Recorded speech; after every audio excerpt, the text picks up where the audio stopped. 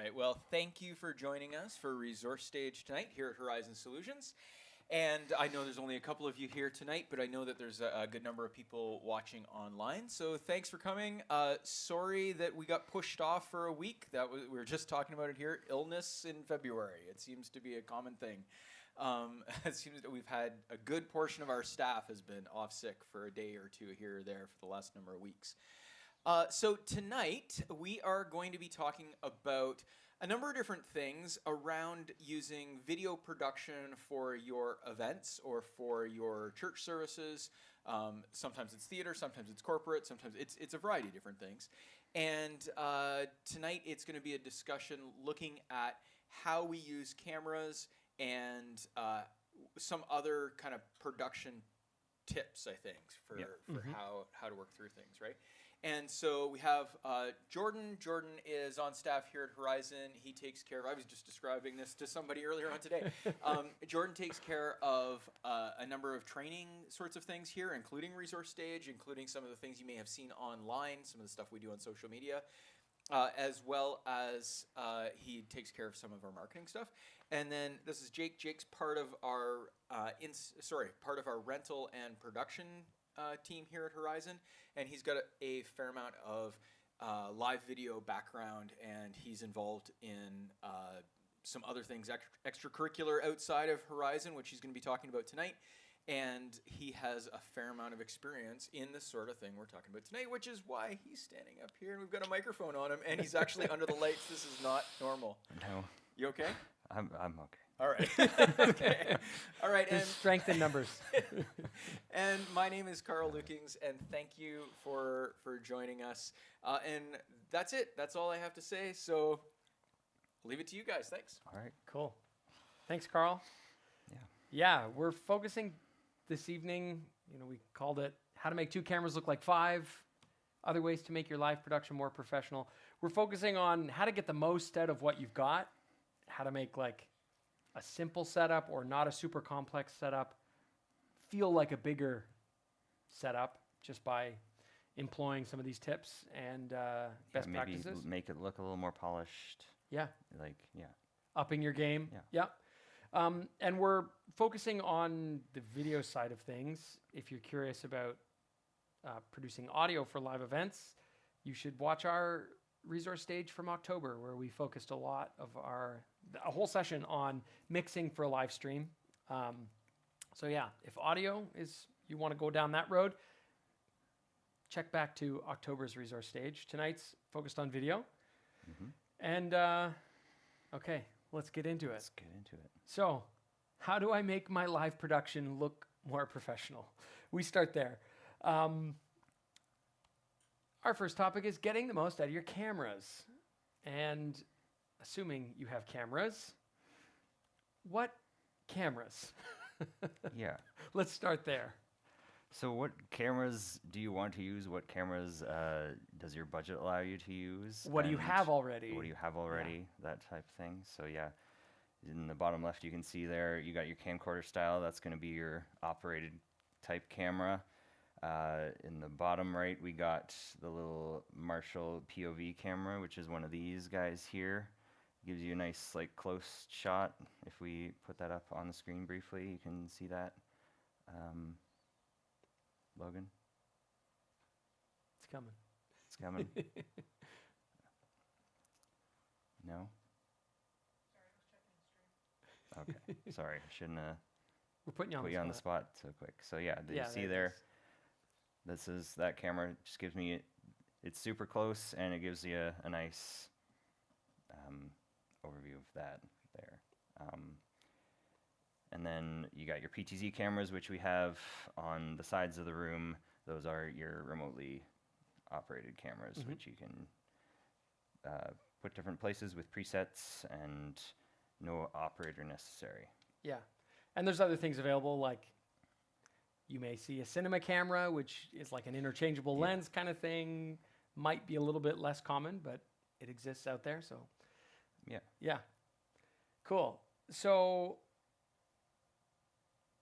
assuming we have cameras, are we talking about settings tonight? Like exposure, shutter speed? Yeah, we're not going to get into that tonight because this is more about once all your cameras are set up, what to do with them, more so than anything. If you want to learn about camera settings, we also did a resource stage on that, going in depth on camera fundamentals and tips and tricks. That was last year, last spring, I believe. Was it? I think it was March. Yeah. Yeah. So reference the March resource stage from last year if you want to learn about setting your camera to get the best picture. Okay, so we have cameras. We talked about what cameras, where do we put the cameras if we're trying to capture a live event? How do we get the most? Yeah. Where do we put them? So ideally, you want to put your cameras where they're not going to be blocked by anything. Usually up a little higher than your audience. You want to kind of spread them out as much as you can so you can get different angles. As you can see in the room, we have 2 at the back there that are side by side, 2 at the sides, and then this one here.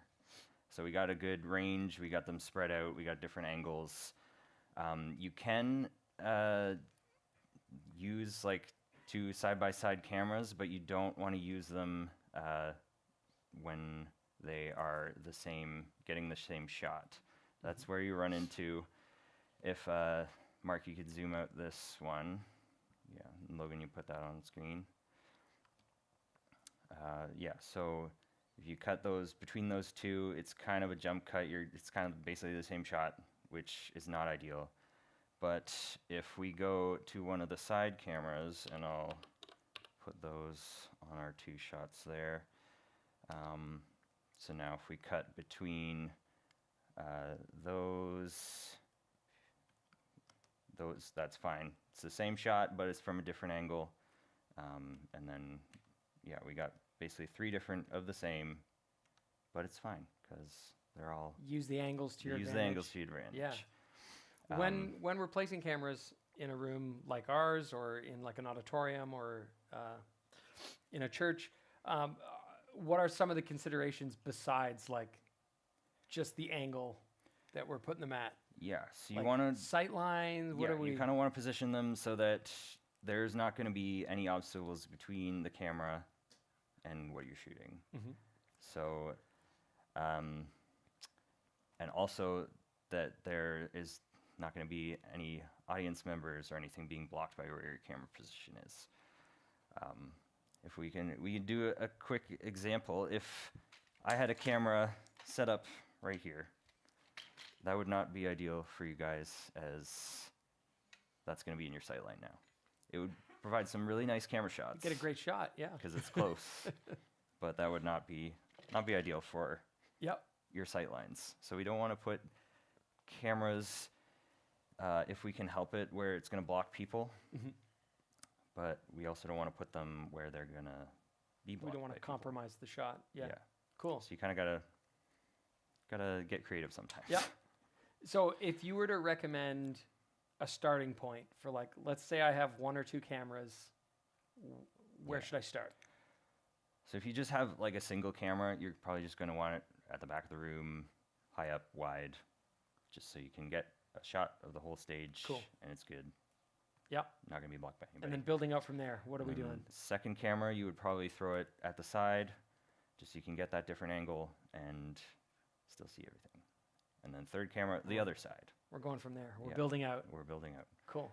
And then you can kind of add more to that as you go. So we have a screenshot of some directing that you did that shows us multiple camera angles from a church in town. Can you talk us through how this is set up? And so this is from a video I took of myself for directing, which we'll watch some clips of throughout this. So the cameras we have camera 1 and 2, which are our camcorder style operated cameras. Camera 1 is just situated at the back of the room on a riser, and it's just centered. Camera 2 is situated on the side of the room against the wall, same general height and pointed at the stage. Camera 3 is right beside camera 1 on another riser. and that's just stays locked off on a wide shot. And then camera 4 and 5 are these POV cameras that just Cool. sit on the side of some instruments, the drums and the keyboard. Cool. And you talked about people and things in your auditorium not being in your shot. What happens if it's something on stage? Yeah, so if you have the opportunity and you're able to, you want to kind of like position the people and your things on stage so that you're not going to block your cam shots, if possible. With like set pieces Yeah, or set music pieces, stands music or stands, anything like that. Sometimes it doesn't work out, like you'll move a music stand off to the side, but then the musician will just move it back because they want it there. they need it. And it is what it is. So you got to just do the best you can. And we're going to go to our first clip to show To pretty much show exactly that. what- yeah, something like that. Okay, here we go. 5. No, we're gonna go to Krista. For music stand was just yeah. slightly over a bit more. That'd be good. Yeah. Going to Krista. Krista's up and very slowly tilt up to her face. Ready, Matt. Matt, you can do a pan across her face. Start on the right. So yeah, as you can see there, the music stand was obscuring the guitar a bit. I can go I to can it. still use that shot, but it's not ideal. And as you can see on camera 1 as well, that's, if I were to do the same shot, just tight to the guitar, Right here. that would be unusable. So you gotta kind of be mindful of where your things are on stage and your camera angles. So Work around it when you work around can. it when you and can and- Plan ahead. yeah, Cool. So we talked about cameras and where we're placing them, and now we're getting into like being mindful of things on stage, assuming we have camera operators. yes. So what can we have some advice for camera operators. You can have a great camera, maybe a camcorder, but if the operator is not quite up to snuff, you're not going to get the most out of that camera. Exactly. So for camera operators, Yeah. So Take us through it. This may seem obvious, but you want good, reliable comms so that you can talk to your camera operators and your camera operators can hear you. If you don't have that, then it won't work. So very important. Yeah. And when you're recruiting or hiring or trying to get volunteers or whatever for camera operators, Yeah. should they be pliable? No, should they be ready to follow your instructions? Yes, Yeah. they should be able to listen and follow direction effectively. Cool. Some people are better than others at Yep. that. It's just Cool. But yeah, that's an important part of it. Yeah. So I have another clip of you Yeah. giving direction, and I think the operators that you were working with in this setting, I think they were doing a decent job of Okay. following we'll along. See. Let's check it out. Krista's up.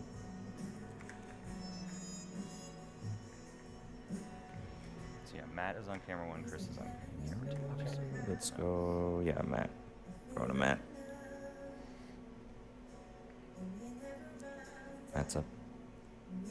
Then when you get really close to Kelly, you're gonna roll out of focus. And I'm gonna go to Krista. And roll, going to Krista. Krista's up. Going to 4, 4's up. Going to 5, 5's up. Ready, Krista. Going to Krista. Yeah, so Cool. as you can see, they followed my directions like right when I said that's yes. And they're great. paying attention. And they're paying attention. Yes. Also very Cool. important. You don't want to be daydreaming or like anything like that. I have been caught off guard as a camera op. Yeah. Not paying the closest gotta be on. attention. My subject walked out. Oh, okay. Yeah. Okay, yeah. We hear you in that video, but your operators both have comms. Yes. So yeah. What is it like with a bunch of people on a comm channel? So you want to typically keep comm chatter to a minimum.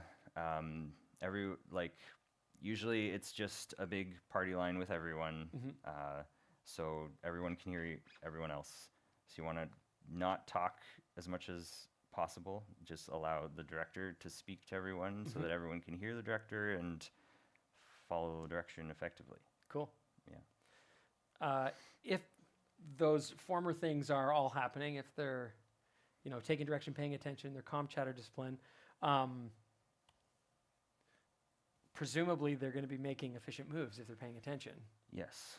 So you want to be, as a camera operator, when you're not on, to go get your next shot and be ready like as soon as possible. Yeah. Like as soon as you hear that you're not live anymore, you go get your next shot. Sure.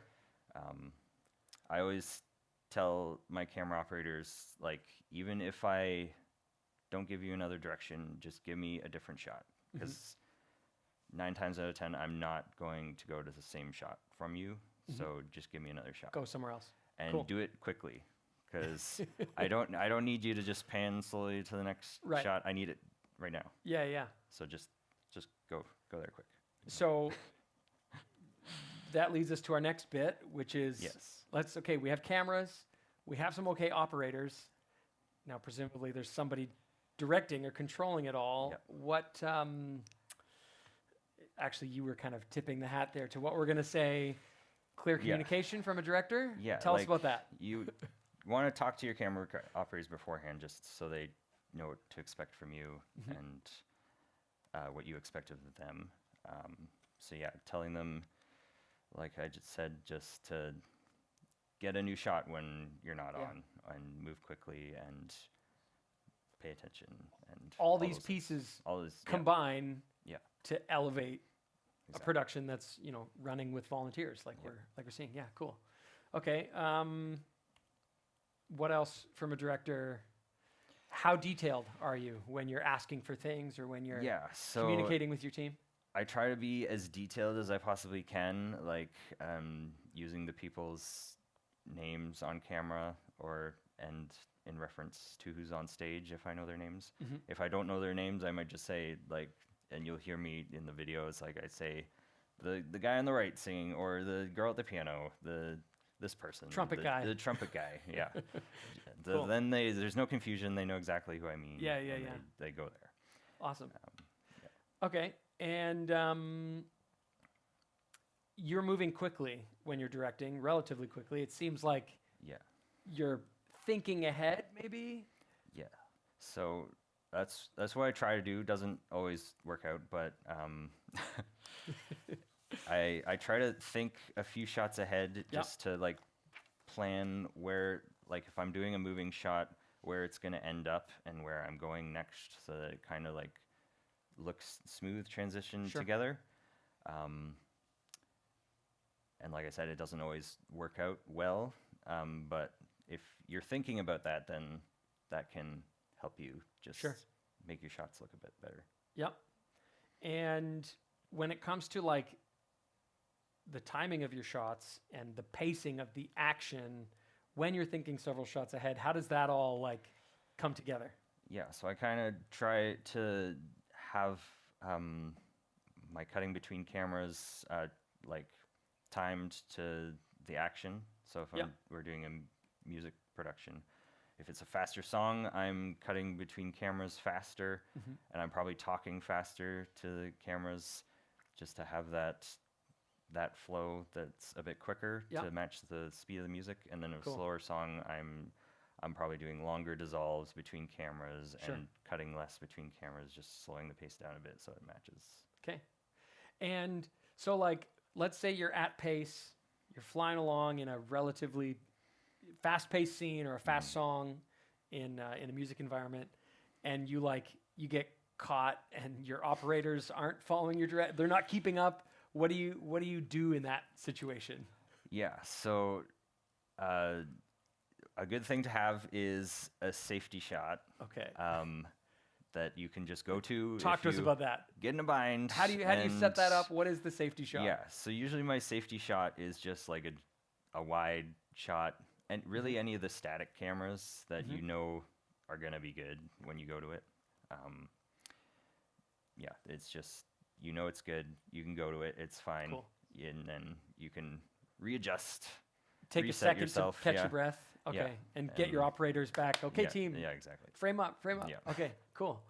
And when a shot goes weird, or when you cut to a camera that's in the middle of framing up or whatever, what do you do then? How do you get in? How do you get out of it? So if you do accidentally go to a shot that's not good or not what you wanted, don't like cut away from it immediately. You want to just kind of just hold on it for a few seconds. It's going to look a lot better if you do this. It might not even look like a mistake this Okay. way.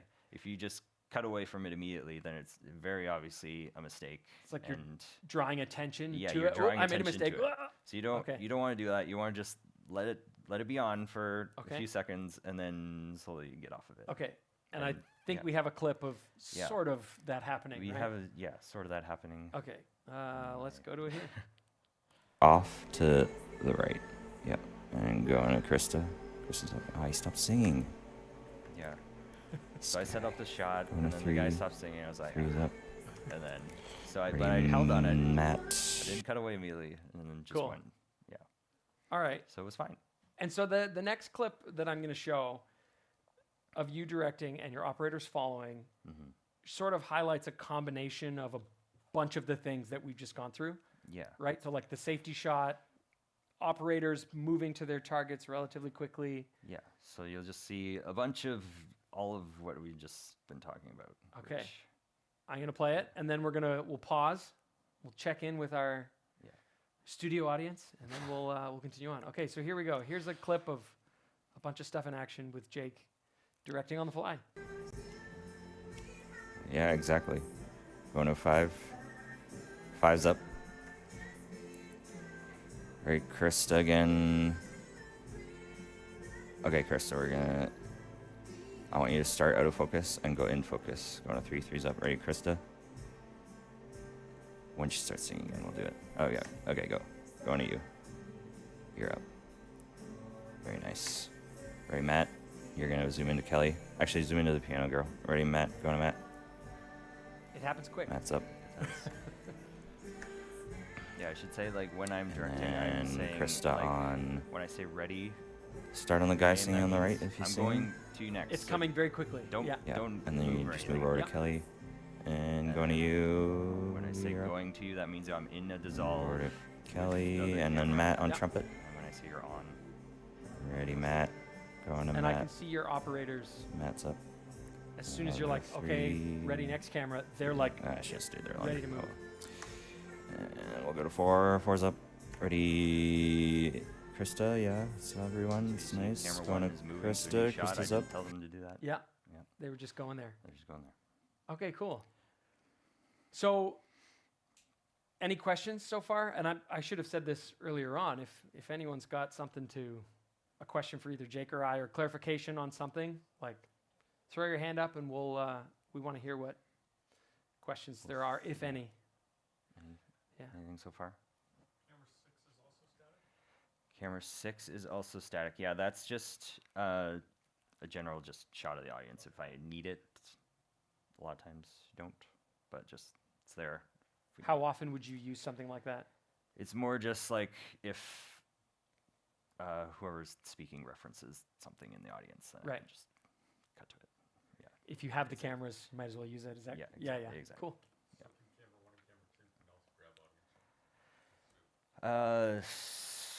Yeah, camera 1 and camera 2 can sometimes grab audience shots if they need to. It's not going to look very good because they're exposed for the stage where it's lit.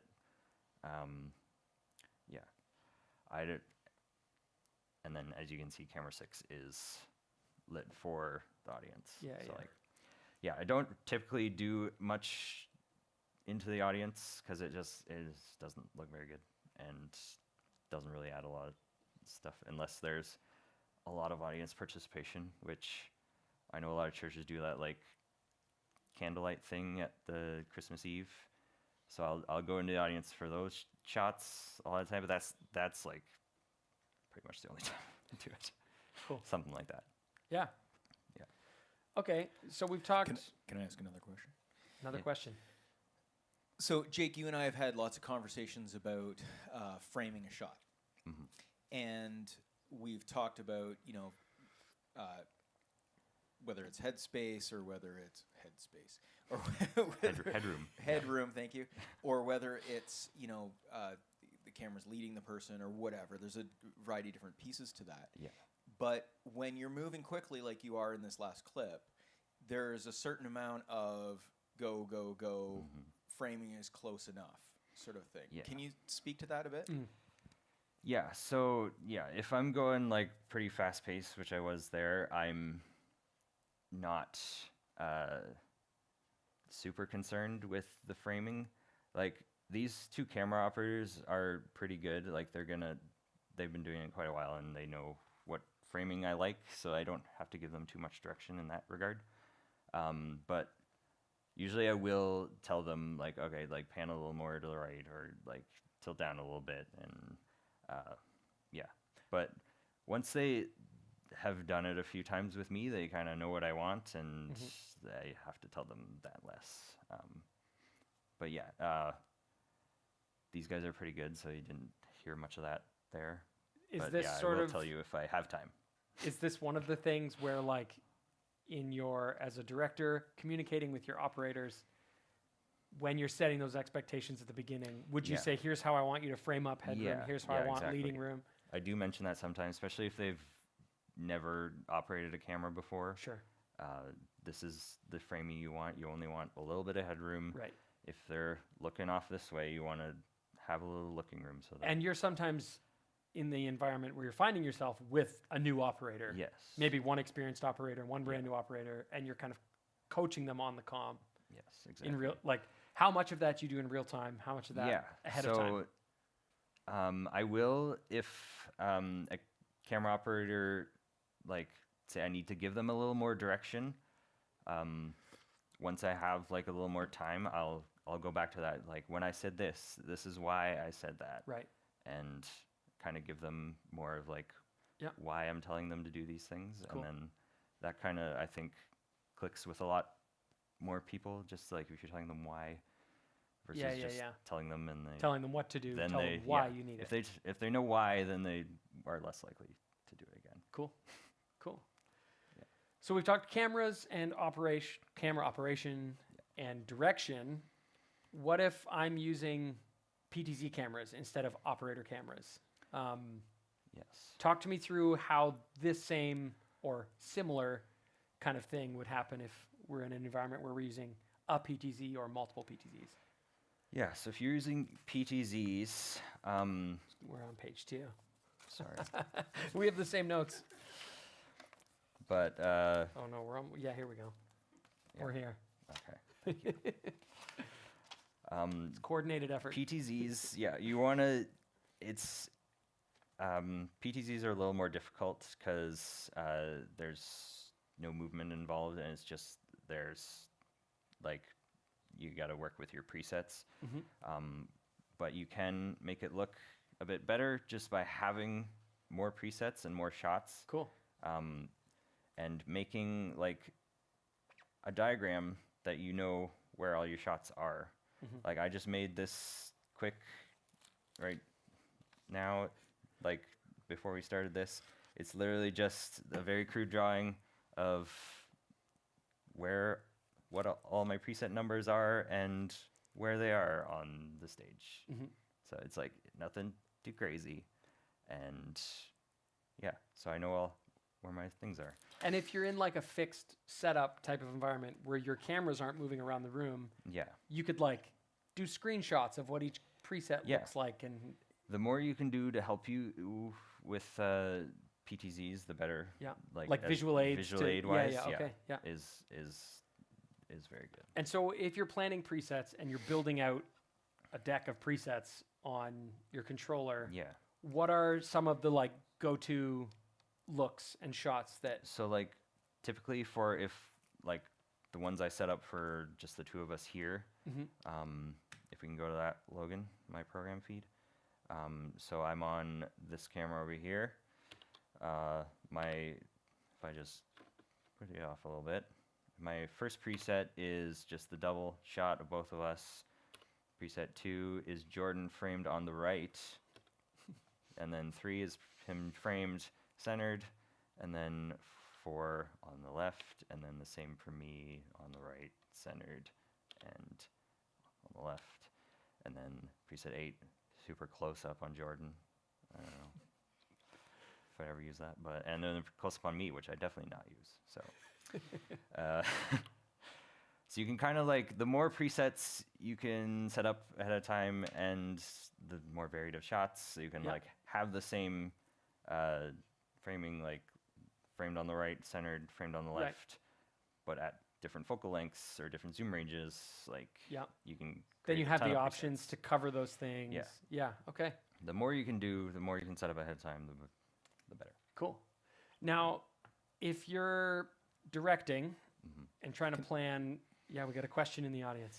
Yeah, I was just going to point out kind of further to one of the things that you mentioned earlier on, Jordan, that you can do things like grabbing screenshots. If you're using, there's different tools, of course, for playing back presets for PTZ cameras, and because we kind of glossed over it pretty quickly. So a PTZ camera being a motorized camera with pan, tilt, and zoom that can recall specific preset positions and focal positions. If we go ahead and we are using that kind of thing with a tool like a Stream Deck to play it back, or if we're using something like that, or if we're using a software like vMix, then we can actually do screenshots that are captured into the software or onto the device. So then we can see what those presets look like before we go to them. So it's an additional aid over and above just having like Jake had with the numbers on his page. There's some interesting tools that you can use depending on how you're recalling those presets. Yep. Yeah. Cool. So if you're thinking, like we said, directors should be planning their shots ahead to direct. Also trying to keep in mind, if you're operating PTZs, which preset is going where. Maybe you have some visual aids, or maybe you're using a Stream Deck to recall shots. How do you manage all that? Or can you manage all of that? I mean, you can. It's not ideal to be directing, switching, and recalling your PTZs all at the same time. I think it's going to be more effective if you have like a separate person recalling your PTZs, or a separate person switching for you, just like another person or two, just to building out a team that can kind of make everything run a little more smooth, so you're not having to like press a button over here while you're pressing a button over here and all that.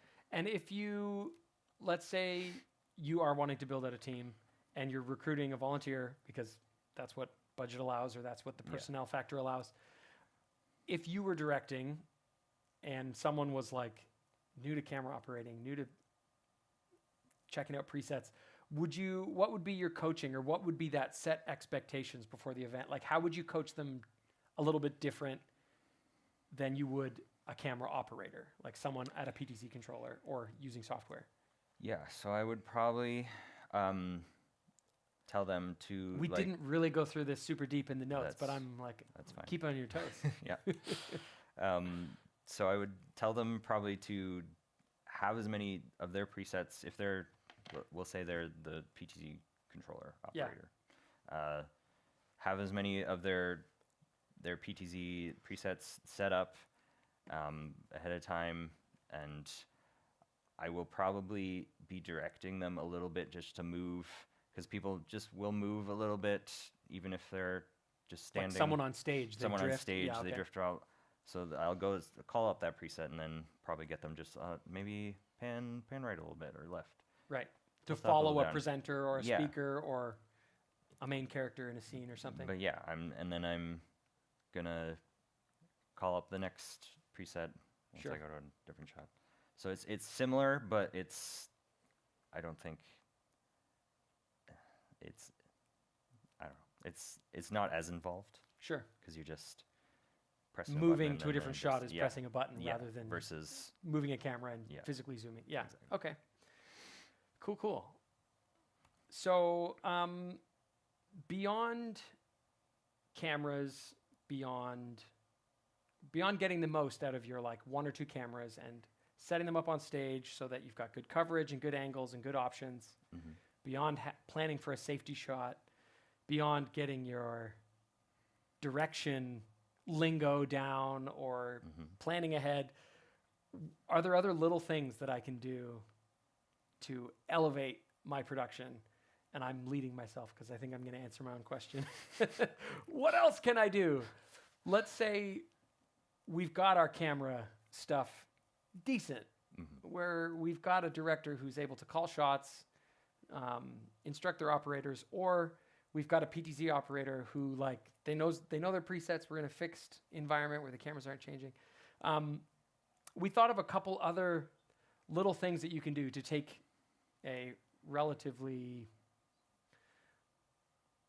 not crazy, super involved production and just make it that much more professional. And one of the things we came up with as we were talking through this were some tips for screens and graphics. And we're stepping a little bit outside of the main wheelhouse of Horizon and either Jake and I. But as we thought about it, we thought, no, these are ways that you can elevate a production with a few things. And I'll start with screens. And this is such an easy one. Don't have a black screen. Have you ever walked into an environment in a live event situation and this is what the screen is showing? I have. I've seen it. I've probably been responsible for it at some point in time. Don't have a blank black screen. Okay, what do we do instead? Use a logo graphic when you have nothing else. Around here, we get a lot of mileage out of something that looks a lot like this. And it's not like anything super complicated. It's just right. The logo. It's the logo, and it could be some presentation software has a spot where you can save that logo as the default. Yeah. I'm thinking in a church environment, ProPresenter, you can load a default slide. I think in that video switcher, you can load preset graphics, right? Yeah, you can like capture still images and just have them as one of your buttons to go to. Yeah, as like a safe, it's almost like a safety shot. Exactly. Yeah. Okay, cool. Yeah, it's not super complicated. It might seem really simple, but as we were thinking through this, we thought the black screen is almost an immediate tell that there was maybe a mistake, or I forgot to input a slide, or, this isn't a professional environment. This is a volunteer environment or an amateur environment. Whereas having your screens occupied or showing something that's related to the brand or the organization. Another one that we came up with was avoid showing your desktop. Have you ever seen this in a production environment where someone moves the mouse to like the hot corner and all of your windows close, or your extended screen, something goes wrong, the HDMI gets unplugged, and we see this all of a sudden. This desktop has a lot going on. That's not actually my desktop. But again, it's one of those things that in a very produced, or not even a very produced, but just in a professional environment, you're probably almost never going to see this pop up on a screen, whereas in a less professional environment, you might. And it's one of those giveaways that, okay, this is an amateur production. That's fine. We have a certain amount of tolerance and grace for that sort of thing. But if we're trying to just level up or take the bar a bit higher, this is, we called it almost low-hanging fruit, right, to elevate a production. And in addition to your screens and what's shown on them, the graphics. I grew up in a lot of circumstances where a graphic like this, you'd probably see that in a church environment. Certainly in my growing up years, I saw graphics like this all the time. I probably made graphics like this all the time. This actually is called kitsch art, bad design idea, yourchurchwebsite.com. Thanks, Google, for that. But yeah, with what if you're in an environment where you're showing things on screens, be it in a church, a school, or live event environment, and you have graphics that you're showing, maybe a designer might be worth their weight in gold. Maybe this is some of that low-hanging fruit. You hire professionals to do certain jobs. If we're showing graphics in that live production environment, it might be worth it. Or maybe you know someone who has some design savvy. Tap them on the shoulder and put out an ask. I put in my notes here that this is some of that low-hanging fruit for making a production look more professional. And in some environments, like in church environments, there's websites where you can get ready-made stock stuff that looks pretty good. And like websites like Worship House Media or Lightstock, there's a lot of these stock graphic websites. Even in a lot of other environments, there's websites that have great graphics that with a little bit of work, they could be tweaked or they could be branded. And even though graphic design and producing graphics like this isn't really the thrust of what Horizon's about, we'll say maybe it's worth it to at least explore as an option, as a way of leveling up your production. I want to show a clip of a church that I think has done this decently. They've used their screens well and some graphics well to level up. It's not a huge church. The music pastor is a friend of mine. I didn't tell him I was using a clip. I pulled it from a live stream a few weeks back. He would give me permission. I know he would. But this is a church that has no tech staff. It's all volunteers. It's not a big church. It's not a huge staff. Their streaming setup is, you'll see it, it's one camera from the back of the room. So they're not even switching, they're not even video switching. It's relatively simple and fairly achievable for most organizations that are streaming with a camera or doing live event production with one camera. But I want to make note of their graphics. And they don't do everything perfectly because, as you'll see, I'm going to play it right off the top here. This is how their stream starts.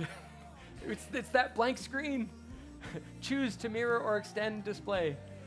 This is literally how their stream started. And I was like, so they're not doing everything perfectly. But when the graphics do come on, and I'm just gonna scrub through it here,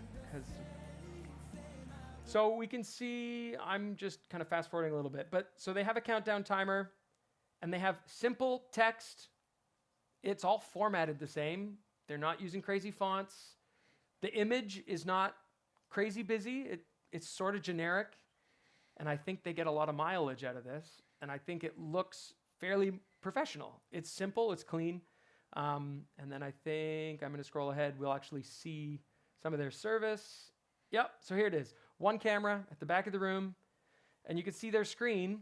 It's consistent with what they were showing in their pre-show, their pre-service online.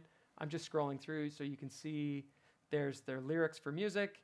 This, I think, is their speaker, their pastor, and his graphics look about the same. It's like a consistent look throughout.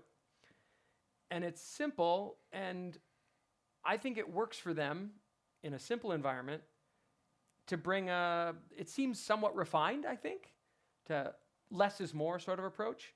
That Jesus is there he is. Lord. For them, Okay. it was not just simply an acknowledgement of all the bad things. That's that.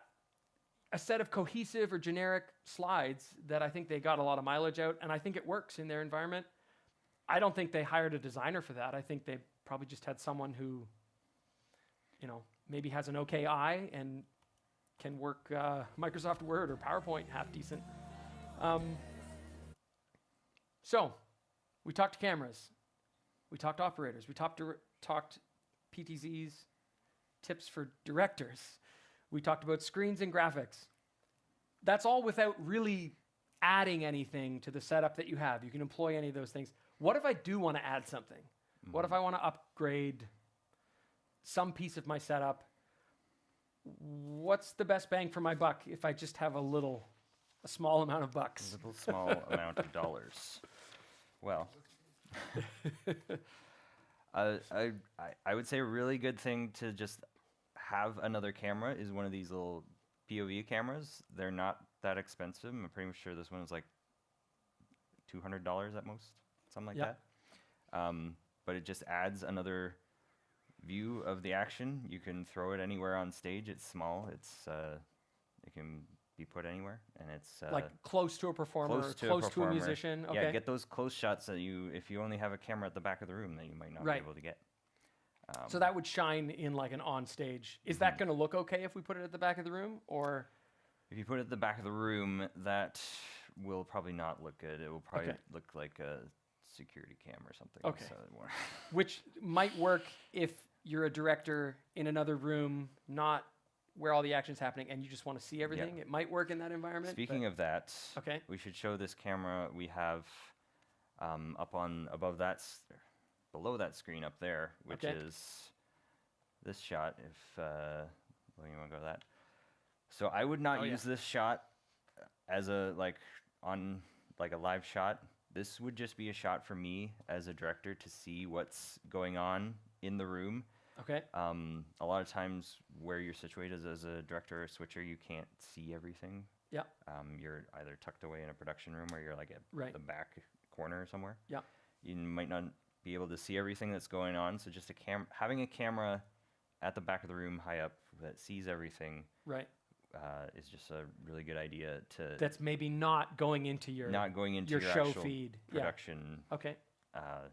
Just for you to be able to see everything. And that could be a camera like that, or Could be one of any these. camera that. Yeah, it could literally be a security cam. Okay. Like anything. Could be black and white. Just So that could super be low an res. addition to Yeah. a setup if you're like a director stuck in a back room and you want to see what's happening. Yeah, or- it'll just you'll know what's going on in Yep. the room, and maybe you can plan your shots a little bit better Cool. Yeah. Okay. What else? If I've got some budget to spend, but not like big bucks. I have some things over here. Yeah, so I was gonna mention those. Yeah, Start with one of these. Yeah, these zoom controllers. You can just, if you have operated cameras, you can just zoom with the controls on the camera itself. If you want to toss me that one, Yep. the camera. Ah. Well, yeah, don't toss it. Gently But pass yeah, it. you can zoom in and out with the actual controls on the camera, and that's fine, and focus and everything. But it's not ideal if you're operating and it's like way up here. Right. Not ideal. So you can get a little zoom controller. There are different levels of them. I would say this one, as we can see, is some no-name brand. I don't even know what it is, but it works. It's a zoom controller. The rocker is like a little bit touchy. Yeah. Yeah. But you get a nice Manfrotto one or something. It costs a little bit more, but it will. And be a how lot better. how important is that for an operated camera to Yeah. have like a somewhat predictable zoom and focus or something? I like would that? say very important, especially for the zoom, because you don't Right. want to be pressing your zoom a little bit, and then all of a sudden you're crash zooming in. You want it to be predictable. What's a and know what's a what crash you're- zoom? So crash zoom is when you just it's going zoom full speed in Okay, or okay. out, like crashing in or out. I got to learn this lingo. Yeah. I think I knew that, but I want it to be clear. Okay, cool. So something that we don't want during a production. right. So Yeah. so a controller that is not physically on the camera that you could Yeah. attach to your tripod. Yeah. Is a And great high, great high start. quality one. Yeah. Yeah. Cool. Carl, you mentioned a Stream Deck for controlling PTZ cameras. This is one variation of a Stream Deck, which is, would this fit in our lowish budget to spend category of things? Yeah, those are. They make several different options. Yeah, right? they make several Yeah. different sizes. You can get ones with I think it's 10 buttons or And 16 what does buttons. this? What does this give me if I'm in a Yeah. PTZ setup or a live production setup? Why would this be a good bang for So my buck? It's just the customizable buttons and the encoders are Yeah. very nice to have, especially if you have PTZs. Like Carl was saying, you can You show could, the shot in there. Do zoom on an Yeah, you can do a encoder zoom on or encoder yeah, if you okay. don't have a physical controller Yeah. for your PTZs. those come in very handy. And it can control multiple apps. If you're using something such as OBS for your stream, you can have OBS actions on your Stream Deck as well as PTZ camera operations. Cool. You have it all in one place. Yeah. Speaking of OBS, you just triggered a thought that I skipped in my notes that I want to just revisit quickly. Going back to that mention of that church that I thought was doing graphics decently, like a simple but elevated to their like kind of low production complexity environment. They were using a one camera setup with no switching on that camera, but they did have full screen graphics in as part of their stream, part of their broadcast, I guess. And how could OBS, the software that you mentioned, help if my stream right now is just one camera from the back of the room that shows my screens and all the graphics are coming through on the camera? How could I use OBS to which is free, right? OBS is free. So how could I use something like that to take that one camera setup and maybe incorporate some decent graphics? Yeah, so you can set up scenes on OBS. You can have different graphics ready to go, and you just transition to them. So even if I'm in a one camera setup, even if you're that's not being switched, my graphics could be showed full screen. That'll just add another little bit to your production. A way to just step it up a little bit. Yeah. Okay. Okay. Back to we're talking about Stream Deck. We got Zoom devices, Zoom controllers. We got little cameras. We have Stream Deck. What else would you spend a few bucks on if you had a small budget? So, for me, I really like hardware switchers, such as this one. Is that a small budget item? I'm trying to cue you up for what's over there against the wall. Yeah. Okay. Yes, your tripod. That could be another upgradable item. What would I be looking for versus what would I be wanting to avoid if I was wanting to go to a controlled camera with a camera operator on a tripod? With a camera operator on a tripod. There are like a million different types of tripod. You want to kind of you definitely want to avoid photography style tripods that don't have any movement on the head or are not meant for that, obviously. But you have different levels of tripod head as far as a video tripod head goes. You have this is kind of the basic one, and then the next level is up. This one you just unscrew and you can move it up and down and left and right, but it's kind of like not that fluid. It's kind of a little jerky still, not as ideal. It works as a video tripod head, but not ideal. Good for a static camera, maybe. Yeah. Not a super controlled one. I wouldn't want to use that as operated tripod. Then we have this one, which is kind of like the next step up. If I unlock that, there we go. So it kind of is a little more smooth, a little more fluid. Is a little more expensive also. But will just make your movements look that much better. Right. And then we have the big one here, which also has a balance, like you can level it just without moving the legs up and down, which is very handy. And then if I unlock all these, it's going to be even more fluid, nice and smooth all around. And fluidity as a camera operator, that's gonna make my shots look more make or break professional, right? Yes. Rather than a jerky movement. Yeah, you want to be as smooth and as little jerkiness as possible. Cool. With your movements. So a better tripod will definitely up your game if you have an operated camera. Yeah. Okay, cool. So that's my bang for my buck if I've got a little bit. Yes. What if I've got a big dollar sign on my budget? Yes. What are the slightly more things that you'd go to? So definitely if you have a little more money to spend, if you don't already have a hardware switcher, that's that's a really good one. Like what benefits would a hardware switcher give me over OBS or a software-based switching? I think it's just more direct control of what you're doing, and it also has the T-bar, which I really like, which you can control the speed of your dissolves. Logan, if you want to throw that up on the screen. Just dissolving back and forth. I can go really slow, or I can go really fast with a T-bar. That's something that you can do virtually on OBS, but will not necessarily work as well. Might not be as yeah. You're subject to the power of your computer and whatever else it might be doing, right? Yeah, and your mouse hand, it's not Right. always going to be as smooth, and also just the buttons, having the ability to quickly switch between things and then put them on. Cool. Yeah, it's just, it makes it like very easy to use to switch. Yeah. And you can use two hands at the same time versus you just have a Right. mouse Right. on a computer. Cool.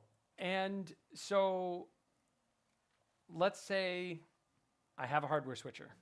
Let's say my setup, I have a static camera at the back of the room for my like wide safety shot, and I have a PTZ that's like, I can get close into my presenter, but I wanted to add something to my setup. I wanted to like boost my creative flexibility. Where would you go from there if you had a bit of budget or a medium budget, let's say, to go for something? I would say adding an operated camera for sure would be the next step up from that. That's And what benefits? Talk me through it. Sell me. So you're going to be able to move around with your camera and get those moving shots, which is going to just add a lot to your production. Is going to make it look a lot better. Just adding movement, even if it's just a movement like panning left to right or zooming in or out, it's just, it looks a lot more high end. And this is kind of the sense that we said how to make your two cameras look like five. Yeah. When you cut to a camera and then you cut to a different camera, but then you cut to something different and it's different. The But it's camera the same stayed in the camera. same place, but Yeah, it's, Exactly. Okay. So if I'm really trying to stretch my couple camera, not crazy complex setup, adding something like that gives that movement, gives that flexibility, you think that's worth it? That's a good step to take. Absolutely. Yeah. Okay.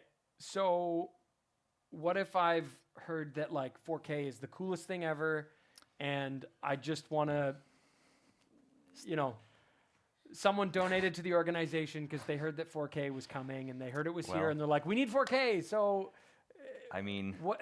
if you have a lot of money to spend, then sure, get 4K. Okay. But if you don't, it's also like 4K is a bit of a thing. If your whole system needs to be 4K if you're gonna utilize 4K. It can't just be your cameras. Okay. It needs to be, if you're using a switcher, your switcher has to be 4K capable. If you're using a computer, Like a stream encoder. stream or encoder. Your stream encoder needs your to be software capable of 4K. handling. Exactly. Okay. Everything needs to be capable of using 4K. Which, if you're What about the end user at home? They need to be watching also in the 4K? end user. Okay.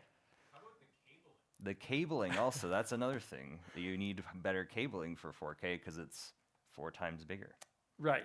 than So maybe you've Full talked HD. me off of 4K. Yeah. But I want something. I want to add a camera. Instead of 4K, what would you do? Instead of spending like a chunk on upgrading 1 or 2 pieces to 4K, what might be a more prudent or add another 1080 operated camera. Get a nice tripod with a nice 1080 camera with a nice zoom controller, and find a volunteer or someone you can get to coach up? That's coachable and Cool. Yeah. Now, we didn't cover this, but I know I see a question. Oh. I'm just going to throw in one thing here that one of the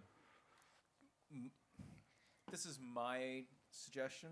but one of the best ways to spend a little bit extra money on improving your video if you've already got to a certain level would be not necessarily spending money on the video equipment, but on the lighting.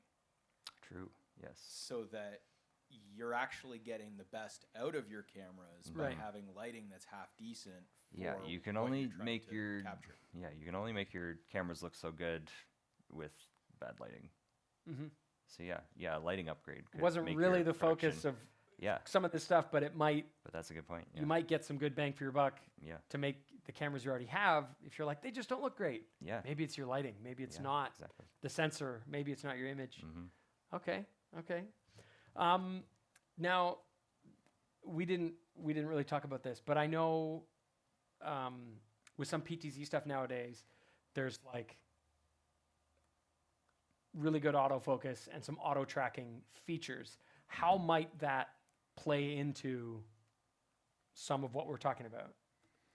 Yeah, so I think auto tracking is a good tool if, like, say you have just like a presenter, somebody at the front speaking, and they're slowly walking back and forth, but they're not moving too much. That is a good thing for auto tracking to keep a handle on. So, like, you could have your wide shot at the back of the room as like your shot that you use, the safety shot. The safety shot. Yeah. And then when someone comes up to speak, you have that preset that goes in, turns on auto tracking. Right. And it's good. Would you follows them around. Would you use, or would auto tracking be a beneficial feature in like some of the clips of some of the music stuff that you were showing where you're cutting back and forth, or is that most of those people are stationary at that point? Do you see much of a benefit there? I'm kind of putting you on the spot. Stuff's coming to me, and so I'm hitting. It can be used for that, but it's not ideal because usually it's like set to be a certain framing. Right. And if you want to change that framing, you gotta like take auto tracking off, change it, put it back on. Right. Okay. Or change it in the so settings. maybe really good for like good use for like a presenter or one person on stage versus multiple people. Yeah, you're gonna want that operated camera. So you can also just be more artistic with your shots and maybe like do that roll out of focus as you're transitioning to another camera or anything like that, which you're not going to be able to do with a PTZ. Okay. So, yeah, cool. Okay, I've got my head wrapped around what I might pursue if I had some budget money. And maybe some of that is hiring a designer to get a set of generic slides branded with your company logo or something that look really good. Okay, cool.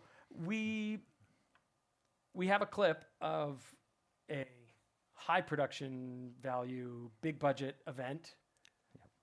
And it kind of shows off a lot of the stuff we talked about in camera operating and directing and planning. Yeah. Just add set us up for this clip. Yeah. So this is a clip of a Jonas Brothers concert at the end of it with a director directing a bunch of cameras. Very, very expensive production. They got lots of cameras on cables and cranes and all kinds of fun stuff. But the same stuff applies, as you'll see. So if you had two cameras, it's the same. Yeah. Whatever same level principles of production apply you're doing. to this. Okay. So let's check it out here. Here we go. And I think this is loud, so I'm going to turn my computer output down just a bit. Here it comes. Go 5, follow him out, and then you'll come around to the middle and then pull out, tilt up, pull all the way out. Beautiful, beautiful. 2, give me a 3 shot. Pushing in, take 2, hold it as a 3 shot. And there it is, bow 5. You're gonna run it in when they turn around. Ready, 5. And go 5. Run them down. 3, follow them out. Ready, 3. And take 3, push in, push in, push in. 5, you can pull out. Follow them out here. They upgraded their lighting. Yeah. They got some nice lighting. Gorgeous, ready, 5. And I got this on 15, them coming out. Ready, 5. Go 5. And we're swirling here till the end. Corey, stand by. Let's get some band stuff ready, 2. taking 2. Give me the horns on 3. Horns on 3. Right 3. Take 3. 2, give me the whole drums, the whole drums. Ready, 5, go 5.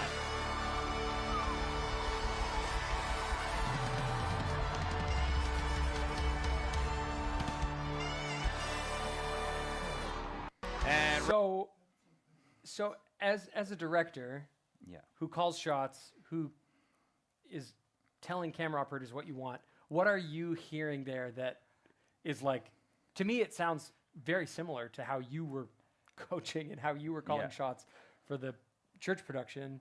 What are you hearing here that he's doing that we've kind of covered? So I'm hearing he's saying whatever, like, get the whole band, get all the horns, get whole drums, like very specific instructions. And then he doesn't have to direct these camera operators in like framing or anything like that. Right. They know what they're doing. But like all the camera operators know exactly what's happening. He's Sure. talking the whole time, and like everyone knows exactly what's happening, and it's very smooth. He's also directing at the speed of the music. Right. There's a He's- lot of high energy. Yeah. Yeah. It's like that last crane shot at the end. He's like, Right. all right. It was right before like, that. "Follow them, follow that, them, like, follow hit, them." and then like Yeah. go 5. and Yeah, it yeah, went. yeah. Yeah. So the scale is a lot bigger, and Yeah. it's probably all professional operators. But to me, it hits as very similar to the clips that we watched in just a smaller environment with lower budget. So those principles stand. The same things apply. Employing some of these can take a couple camera church production or school production and kind of climb closer to like a high production level. That gets us to the end of how to make our 2 cameras look like 5. If anyone has any questions, we'd love to field or dialogue on some of them. If there's something that you've observed in your environment that you think we missed, let us know. Now's your chance. A couple things we want to mention. We have the full video of your directing that we've posted on our YouTube, which will be linked to this seminar's live video. So if you want to take notes on, if you want to brush up on your camera or switching, directing lingo, or like just observe how Jake has done it, who has quite a bit of experience. Yeah, and it doesn't have to be done exactly like I do it, or Right. like things I say. Like whatever works for you, as long as your camera operators know what's happening. But if that's maybe a valuable resource to you, or for a volunteer in your organization or your camera operators to show, hey, these are volunteers, but see how they're doing it, that we'll make sure, if you're interested in that, it will be available. So we'll make sure you can find it. If you can't find it on our YouTube or linked in the description, email us and we can make sure you have access to that. But we've got that available. We have some really awesome resource stage events coming up in March. 2 special events, Saturday events, 1 regular resource stage seminar. And Carl, if at any point on any of these, if you want to jump in, I'll talk about them. But if you want to jump in and say more, the first event is March 7th, and it is it's up here. It's It will be. it will be. It's a lighting workshop with a lighting designer who presented. There we go. Kaylee Krzysztofiak presented at RS25 conference at the Grand Theater, and we had a lot of people remarking after her workshop that they wanted more. So we've got a Saturday event coming. It's an all-day event. It'll be here. It's a paid event, but it's all day. It'll be really kind of a little bit more in depth than the workshops we did there. Carl will be presenting a bit, and Kaylee will be presenting some great stuff on lighting design. Coming Saturday, March 7th. That will include lunch. You can find the registration at resourcestage.ca. And then the week after that, our Tuesday resource stage, I think, is on audio monitoring solutions. Stage wedges, IEMs, can you hear yourself now? If you've ever done live sound for a band of any scale, someone's asked for more. So we're going to be covering what's out there, what might work in different environments, the strengths, the weaknesses, the drawbacks, benefits of different systems, how to get the most out of different systems. So that's Tuesday, March 10th, again, here. And then on Saturday, I think it's March 28th. Yes, I got the date right. We're doing a Show Q Systems workshop. That'll be here, run by the Horizon team. It'll be, I think, a morning until noon sort of workshop. It'll be a paid event, but it'll go kind of a quick start guide, but then also a little bit beyond just a quick start guide on using Show Q Systems, which is a really flexible audio queuing software for theaters, schools, for production events, for queuing audio, routing audio to multi-source, queuing sound effects, manipulating audio, looping audio. It's a flexible, quite capable software that can do a lot of cool stuff. And so we're going to do that workshop. It's kind of a getting started, but then also going a little bit in depth. If you've never used it, this is the workshop to come to. If you've used it before but want to get a bit more out of it, this probably is also the workshop to come to. So that's on the 28th, run by our Horizon team. And then beyond that, we will be running our regular Tuesday Resource Stage programs each month. And I think I've covered all the things that were in my head. Anything coming to mind for you, Jake? Study hall. Study hall. Oh yeah, April 24th. If you know it's kind of geared toward teachers in school environments, but it's not restricted to that. If you know someone who wants to learn a little bit quickly about lighting and sound, we are running 2 study halls on Friday, April 24th, an hour each. They're a little bit shorter than that. The content actually ends up being probably around 45 minutes. And it's kind of like a 101 crash course on, if you don't know that much about lighting, come and you'll learn a little bit about lighting. Actually, don't come because it's all online. It's just live stream only. It's free, so don't actually come. Well, maybe you can sit in the room while we do it. But so there's a lighting at 12:30 till 1:30, and then sound system basics from 1:30 till 2:30. And again, that's for people who have maybe used a microphone but don't know that much about sound systems and lighting systems. Kind of a 101 course or a refresher course geared towards, teachers and educational institutions, but open to whoever wants to come. And those are free, and you can find all the info at resourcestage.ca/study hall. I think that's everything. Carl, am I missing anything? Cool. Well, thank you for joining us for Resource Stage, and we hope this was worthwhile. We hope you've learned some things, and as always, this is going to live on our YouTube page, so if you heard something that you want to go back and check out, you can find it at our YouTube page. So, yeah, thanks, everyone. Thank you.